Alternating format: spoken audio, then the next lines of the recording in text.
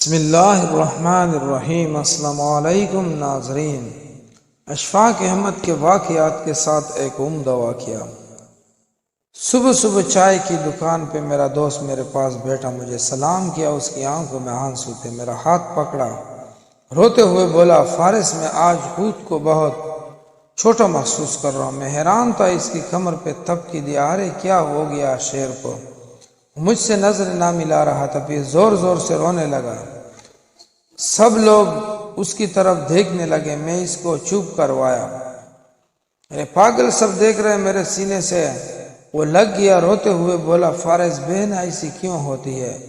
میں سوچ میں گم، کیا ہو گیا تم کو؟ کیوں بول رہے ہو ایسے؟ کہنے لگا، فارس پتہ ہے بہن کی شادی کو 6 سال ہو گئے ہیں، میں کبھی اس کے گھر نہیں گیا، عید شب رات کبھی بھی میں ابو یا امی جاتے ہیں۔ میری بیوی ایک دن مجھے کہنے لگی، آپ کی بہن جب بھی آتی ہے اس کے بچے گھر کا حال بگاڑ کر رکھ دیتی ہے، حرج ڈبل ہو جاتا ہے، اور تمہاری ماں ہم سے چھپ چھپا کر کبھی اس کو صبن کی پیٹھی دیتی ہے، کبھی کپڑے، کبھی صرف کے ڈبے، وہ کبھی کبھی تو چاول کا تھیلا بھی بھر دیتی ہے۔ اپنی ماں کو بولو یہ ہمارا گھر ہے، کوئی حریت سینٹر نہیں۔ فارس، مجھے بہت غصہ ہے، میں مشکل سے خرچ پورا کر رہا ہوں اور ماں سب کچھ بہن کو دیتی ہے۔ بہن ایک دن گھر آئی ہوئی تھی، اس کے بیٹے نے ٹی وی کا ریموٹ توڑ دیا۔ میں ماں سے غصے میں کہہ رہا تھا، ماں بہن کو بولو یہاں عید پہ آیا کرے بس، اور جو آپ صبن اور چاول کا تھیلا بھر کر دیتے ہیں نا، اس کو بند کر دے۔ ماں چپ رہی، لیکن بہن نے ساری باتیں سن لی۔ میری بہن کچھ نہ بولی۔ 4 بج رہے تھے، اپنے بچوں کو تیار کیا اور کہنے لگی، بھائی مجھے بس سٹاپ تک چھوڑاؤ۔ میں نے جھوٹے منہ کہا، راہ لیتی کچھ دن، لیکن وہ مسکرائی نہیں۔ بھائی بچوں کی چھٹیاں ختم ہونے والی ہیں۔ پھر جب ہم دونوں بھائیوں میں زمین کا بٹوارا ہو رہا تھا، میں نے صف انکار کیا، بھائی میں اپنی زمین سے بہن کو حصہ نہیں دوں گا۔ بہن سامنے بیٹھی تھی، وہ خاموش تھی، کچھ نہ بولی۔ ماں نے کہا، بیٹی کا بھی حق بنتا ہے، لیکن میں نے گالی دے کر کہا، کچھ بھی ہو جائے میں بہن کو حصہ نہیں دوں گا۔ میری بیوی بھی بہن کو برا بھلا کہنے لگی، وہ بیچاری خاموش تھی۔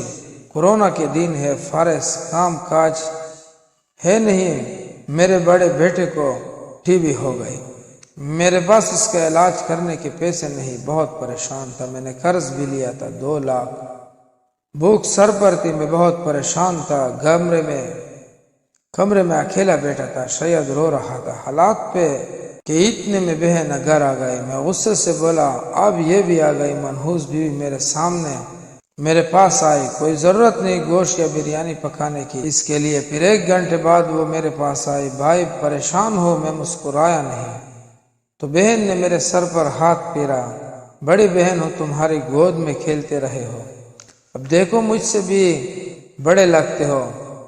پھر میرے قریب ہوئے، اپنے پرس سے سونے کے کنگن نکالے، میرے ہاتھ میں رکھ کے آہستہ سے بولی، پاگل تو پریشان ہوتا ہے، تیرا بھائی شہر گیا ہوا تھا، بچے سکول تھے، میں سوچا دوڑتے دوڑتے بھائی سے ملا، یہ کنگن بیچ کر اپنا خرچہ کر بیٹے کا علاج کروا، اور جا اٹھ، نائی کی دکان پہ دڑی بڑھ رہی ہے، شکل تو دیکھ ذرا کیا حالت بنا رکھی ہے تم نے۔ میں خاموش تھا، بہن کی طرف دیکھیے جا رہا تھا، وہ آہستہ سے بولی، کسی کو نہ بتانا کنگن کے بارے میں، تم کو میری قسم۔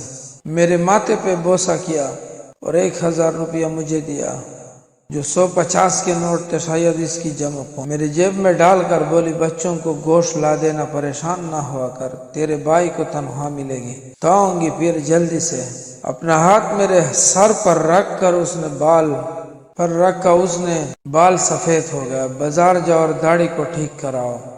وہ جلدی جانے لگی، اس کے پیروں کی طرف دیکھا، ٹوٹی ہوئی جوتی پہنی ہوئی تھی، پرانا سا دوپٹہ اوڑھا ہوا تھا، جب بھی آتی تھی وہی دوپٹہ اوڑھا کرتی تھی۔ فارس بہن کی اس محبت میں مر گیا۔ ہم بھائی کتنے مطلب پراس ہوتے ہیں، بہنوں کو پل بھر میں بیگانہ کر دیتے ہیں، اور بہنیں بھائیوں کا سارا دکھ برداشت نہیں کر سکتی۔ وہ ہاتھ میں کنگن پکڑے زور زور سے رو رہا تھا، اس کے ساتھ میری آنکھیں بھی نم۔